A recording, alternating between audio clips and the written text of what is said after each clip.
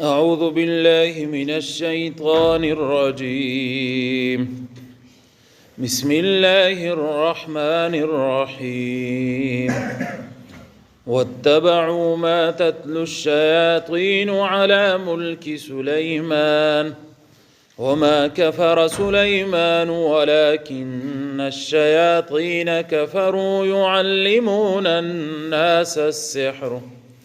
وما أنزل على الملكين ببابل هاروت وماروت. پرونه او بل ورځ د آیات کې څه تفصیل وشو، خو دا بعضی مسائل ضروری او زمونږ ټیم ډېر مختصری نو خبره پکې ونه شي او ډېر صفات شي. نو د سحر پرون څه تفصیلات چې دین هغه بیان شو. نو یو سحر دی ته وایي چې د اغستو زی باریکی او سبب یې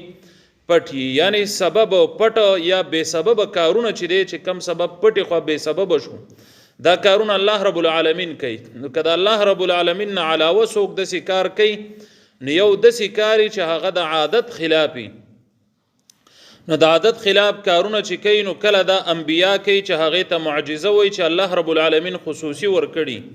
نو بعضی معجزې دي چې غټي لکه موسی علیه السلام به امسا واچول او د هغې نه به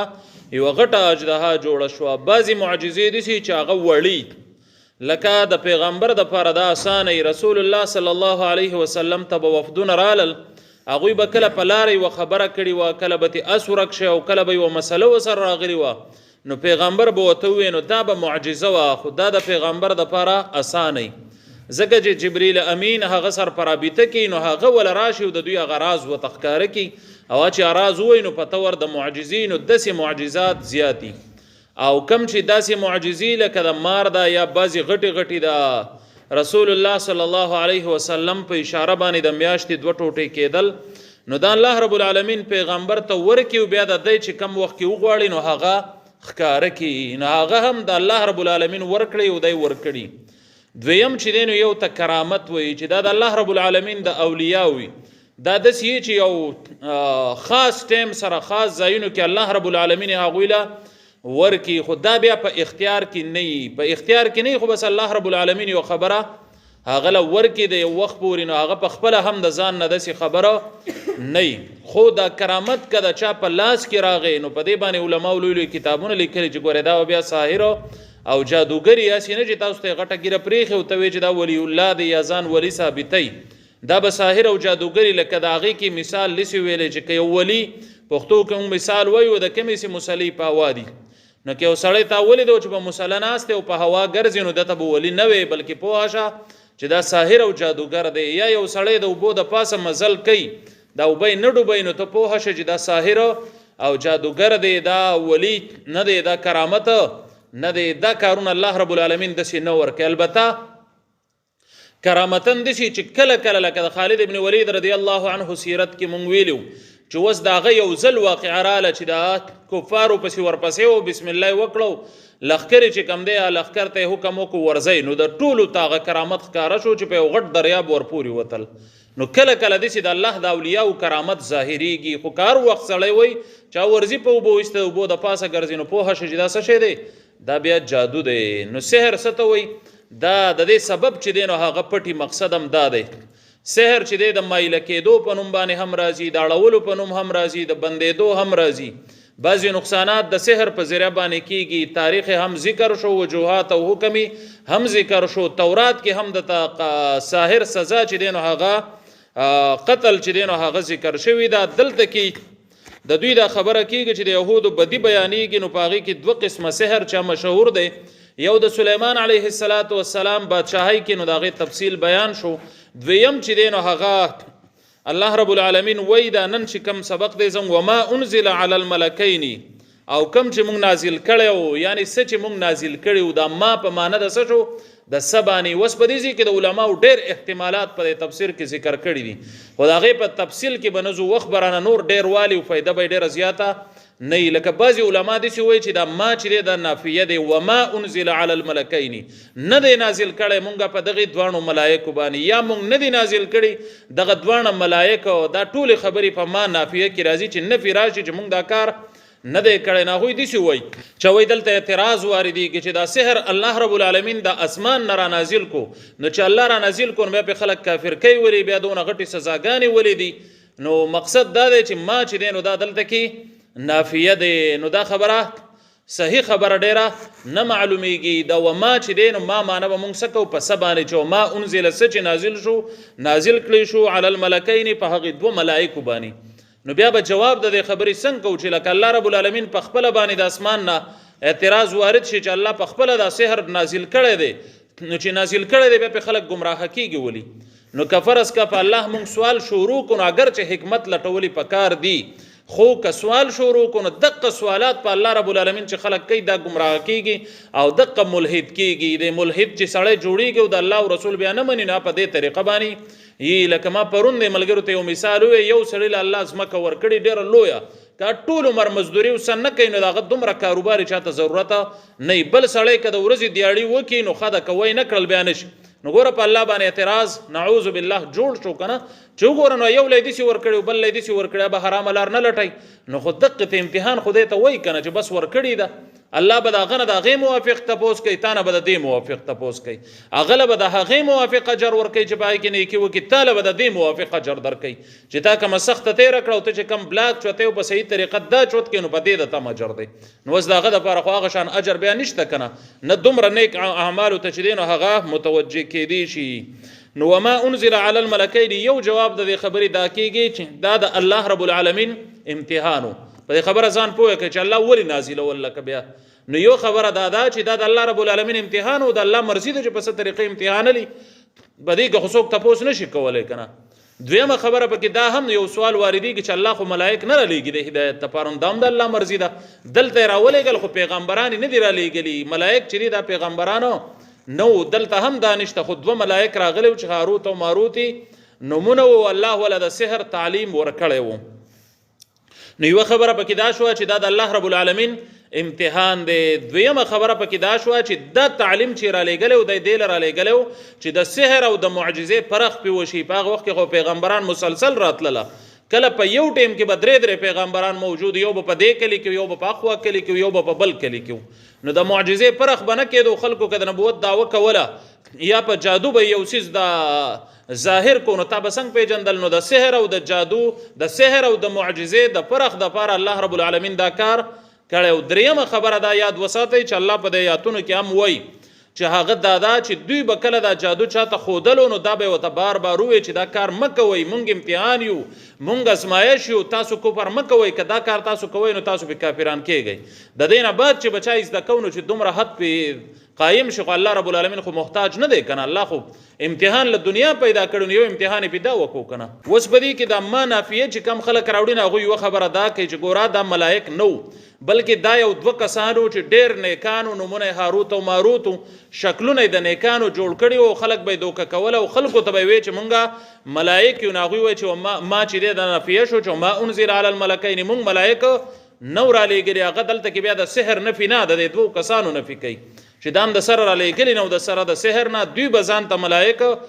ویله خو صحیح خبره پکې دقه ده چې د کمې نه مونږه جوابات وکړله نو دا چې الله رب العالمین دوه ملایک رالیږلي وو د بابل دا یو خار دی په عراق کې نو هغه عراق خار ته یې دا رالیږلي وو او هغوی ته الله رب العالمین تعلیم د جادو ورکړی او د دغې فواید او دغې حکمتونو دپاره چې مخکې د هغې ذکر چې دی نو هغه وشولو نو دوی ته چې به څوک ورله او جادو به یې ته زده کوو نو دوی به ورته ووایي چې ګوره مونږ د الله ازمایش یو امتحان له رالیږلي یو او ځان په فتنه کې ما چوه ته کفر مه کوه که نه نو په دې باندې کافر کېږي نو دې بیا وروسته واقعات به راشي انشاءالله قرآن کې تفصیل لازي د هغې سره نو دوی چې به کله دا جادو به چا زده کوو نو کومه خبره چې وشو هغه واقعات بیا تفسیرون لیکلي نو به ورسره بیا ووایو چې ایمان به تې لاړو اخره کې چې جادو زده کېږي نو صحیح ایمان تی لاړ شي وما يعلمان من احد او نه به زده کولو د دوانو یو ته هم وما يعلمان دوی دوانو به نه زده کوله نو دلته اوس دا نفي چې دی نو وګوره د قرآن ظاهر بیا د هغې سره لګي چې ملایک راغلي وما يعلمان دوی به نه زده کول من احد یو کس ته هم حتی تر هغې وخته پورې یقولا چې دې دوانو به ووایي انما نحنو بېشکه مونږ چې یو فتنه فتنه یو ازمیخ یو امتحان یو فلا تکفر پس ته کفر مه کوه اسړی ته به نصیحت وکړو چې ګوره کفر کې م پرې وځه مونږ خو د الله امتحان یو. اوس د دې مثال باندې مزه پوهیږم چې تاسو به پوه شئ چې ولې داسې لکه اوس مثال زه درس کوم یا بل یو استاد او عالم درس کوي هغه چاته وی چې ګوره دا سود چې په دې طریقې روپۍ ورکړي او 2 دی واغستې نو دا حرام دي په چاله دی غنم ورکړه او د غنم بدله کې د غنم ډبل واغسته یا د زیاتی واغسته دا حرام دي دا طریقه چې دنو دا حرام ده نه خو دا وی چې دا کار مکه وکنه وز دې سړی چلیز د کو بهر لاړو دا کار کوي نو په دې کې د استاد ګناه شته. یو سړی مثال زو دي سوی مده قتل یو اسانه طریقې خوله چې په دې طریقه باندې نن سبا خلک په امریکا کې یا پلان کې کې اسانه طریقه د مرګونه به کوي ګوره څومره ظلم روان دي نو دا کار نه دی پکار عدل ته یو قاتل ناس ته وزله کې واچول چې هو دا خو د قتل اسانه طریقه ده نو په دې کې د استاد ګناګار دی هغه د دې لپاره ویلو چې تو قتل زدکا کله منی د پاره او ظلم بیان کړو چې ظلم په دې طریقه باندې کیږي یا د غلای او طریقه او د دوکي او طریقې وی چې وګوره خلک په دې طریقه باندې په تل کې او په کنده کې او په وزن کې غلا کوي یو سړی لاړو په دې عمل وکړو نو دا به د سړی ګناګار یا د دې لپاره ویلي هغه مقصد خدا دی چې خلکو د غلا ښکارش دا نه دی چې خلک د غلا چلیز دکی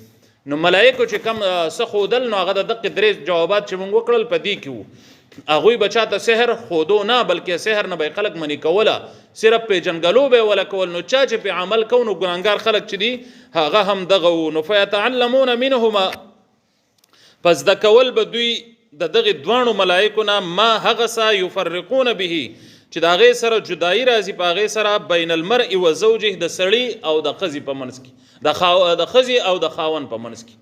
نو دوی به د ملائکو نه سجده کول پکار ده چې خیر کاری دي زده کړه نو دوی به د زده کول چې د خزي خاون په منځ کې جدای راشي یعنی د نقصان خبره چې ده هغه به زده کوله وما هم بضارين به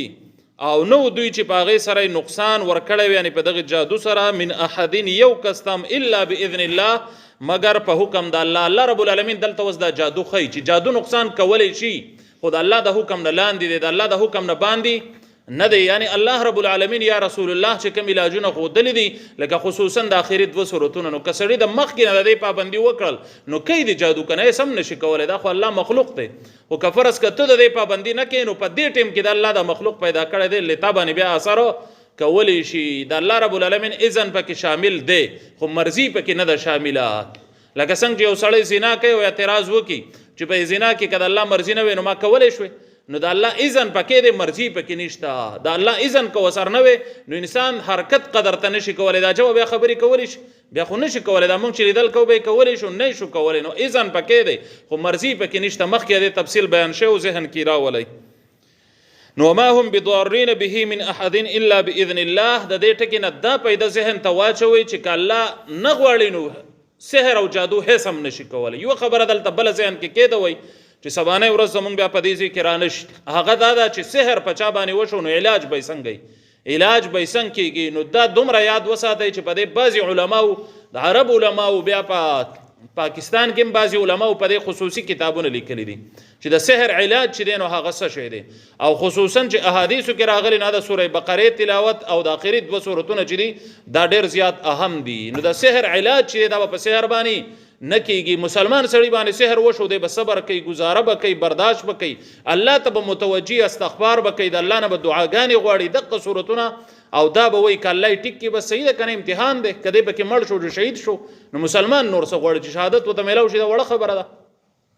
نو به مونږ چې لګه بیماری راشي نو بیا په شرک نه یو بیا په هیڅ هم نه یو مړه چې هر څه خو جزء په وسټیک شمه نو چې الله د بیماری لیکلی نو دا سحر نه بټیک شي جو بل بیماری به ته جوړ شي کنه او یا ته ټیک شو د صحت ژوند دي تیر کو خو چې الله د ناراض شو د الله په غضب کې رااله نو څه پیدا وکړه نو د سحر علاج چې دی نو دا بیا په قران او سنت په کار دی یا دا قران او سنت باندې چې کم عالم پوهه په دسه عالم باندې د سحر علاج په کار دی به صبر کېدل چې دین هغه ندی په کار ويتعلمون ما يضرهم او ازدکول بدوی هغه سات چې نقصان به ورکو دوی ته ولا ينفعهم او فائدہ به نه ورکول دوی ته یعنی د فائدې کارونه پی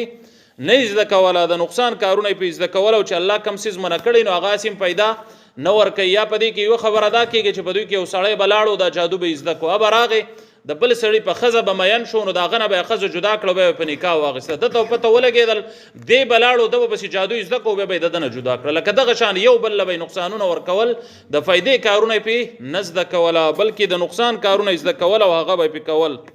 ولقد علموا او په تحقیق سره دوی ته پته وا لمن اشتراه دوی چې اخلي کم سیز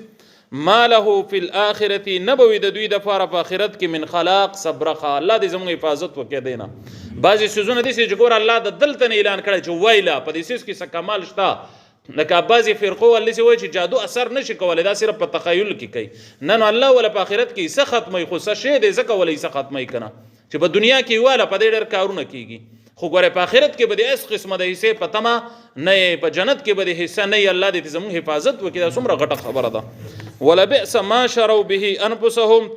او ډېر بد دی هغه سات چې خرڅ کړل دوی به په هغې سره انفسهم ځانونه خپل لو کانوا یعلمون کچرې دوی پوهېدې نو ولقد علمو یوه خبره پکې دا شو چې دوی دا کم کار کولو نو په دې باندې ښه پوهېدل د خپل نقصان ورته معلوم او په دې باندې هم پوهیو چې دې کې پیدا نشته نقصان دی پکې او په دې باندې هم چې دا کفر دی په دې خبره کې شک نه و دی ملایکو به ورته دا ویله بیا تاسو ته ما ویلي چې الله رب العالمین په آخره کې د ایمان هم دی او سپینګیري په شکل ورته رالیږي چې نن هم څوک جادو کوي دته په آخره کې راشي منت ورته وکړي چې ډېر دې کمزور یې کړم مه کوه نو چې دې کله انکاري شي بس ایمان ته استفاق ځای باندې رخصت شي بر اسمان طرف ته لاړ شي لو كانوا يعلمون الله رب العالمین اخري خبر ادا کوي چې دوی چې دا سو واغستل او سې خرڅ کړل او د خپل ځانونه د سبب بدل کې ور کړل نو کاش چې دوی پوهیدې ډېر غټ نقصان وکړو خو دوی په دې خبره باندې نه پوهیږي او الان کې په دې کفر باندې ولقد علموا په دې باندې خپو هي د جا کفر دی او تاوان دی الله رب العالمین دې عمل کولو توفیق را نصیب